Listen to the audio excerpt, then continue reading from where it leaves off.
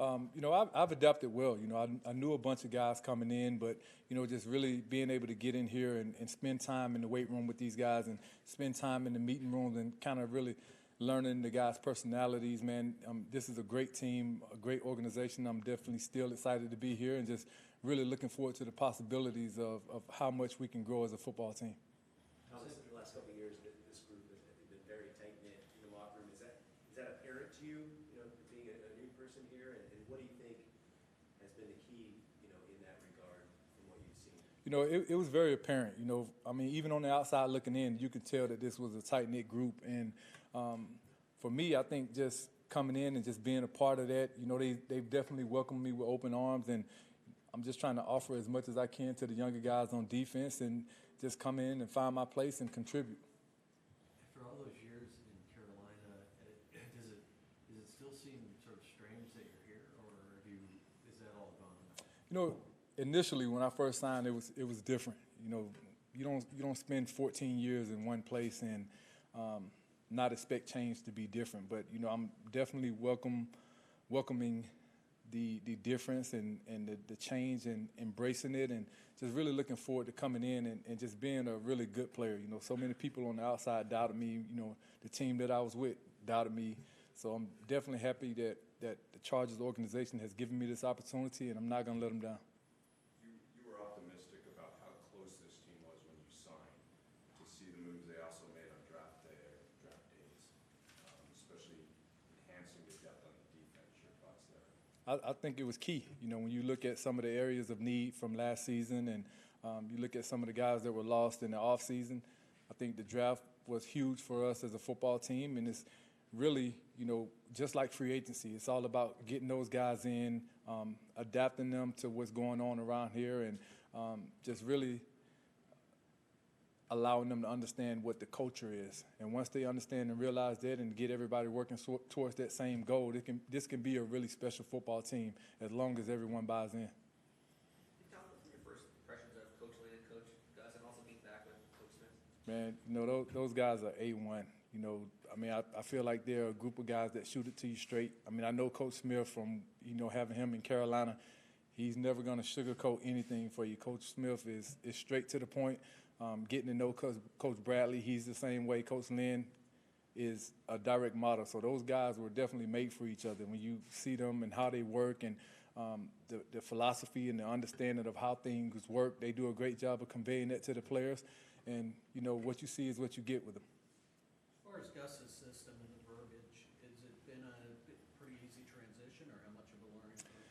Well, man, anytime, you're in the same defense for 8 or 9 years and you're coming into a new defense, it's definitely going to be a little difficult understanding the terminology. But football is football. Cover 3 is cover 3, cover 2 is cover 2, man is man. It's just all about understanding how to grasp the terminology and being able to communicate it to your teammates and understand the communication that's given to you. Philip hollering at you while you're doing your drops there on the field. Same old Philip. Nothing changed from when you competing with him on another team, he's hollering at you. When you're on the team with him, he's still going to holler at you. So it's going to be fun.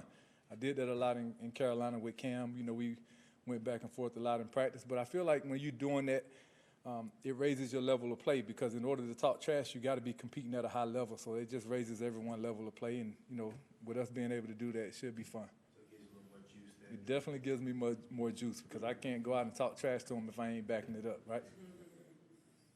Thomas, you think this is a team that'll kind of be outspoken about kind of Super Bowl aspirations this year, given kind of how close they came last year? That's one thing that I've learned, from playing in the Super Bowl in 2015. You can't really live off of what happened the year before, because we came back the next season in Carolina and we didn't make the playoffs. So it's all about building and coming together as quickly as you possibly can as a football team for the next year. And, you want to look back at some of the things you did the year before and build on that, but understand and know that that year is behind you. So it's not just going to happen. Teams are ready for you. They know how good this team was last year. So they're going to give you their best week in and week out. And we have to be prepared for that as a football team and understand that every week we're going to get that team's best. So we got to give them ours. Did Philip Rivers' presence here factor into your decision to come here? I think this overall roster factored into that decision. You know, when you think about having a potential Hall of Fame quarterback leading the way, that just sweetens the load, knowing that you got a guy that's a proven winner, a guy that has, since he came into this league, has produced at a high level and always had his team in playoff contention every year. You definitely want to become a part of that and try to help contribute in any way possible. So that was my mindset, you know, joining a roster that's full of Pro Bowl players, a roster that's full of guys that have a ton of potential, and, you know, just coming in and offering the veteran leadership that you can offer, and just any kind of wisdom or anything that can be asked upon you as a veteran player, you want to give it back to the younger guys, and I feel like that's one of the reasons why I'm here. Thomas, do you find interesting the way that sport is sort of evolving with, in the draft, we're seeing more and more emphasis on speed at linebacker, and the guys that used to be run defenders aren't even getting drafted who had really nice careers. That's the way of this league, man. It's becoming a more passing league. You don't see teams really lining up in 21 personnel and pounding the ball right at you. So you have to adapt as a football team, as organizations, to the way of the game. And the game is trending towards becoming more passing, so you got to get guys that can cover the pass, or you're going to be left behind. And that started the trend probably 5 or 6 years ago, as you see guys that are getting drafted that are more faster, more coverage type linebackers. Thomas, did the draft bring up any memories from 2005? Especially Sean Merriman announced the second pick. You guys were 2 picks apart there. Man, 2005 was so long ago. You keep dating me right now.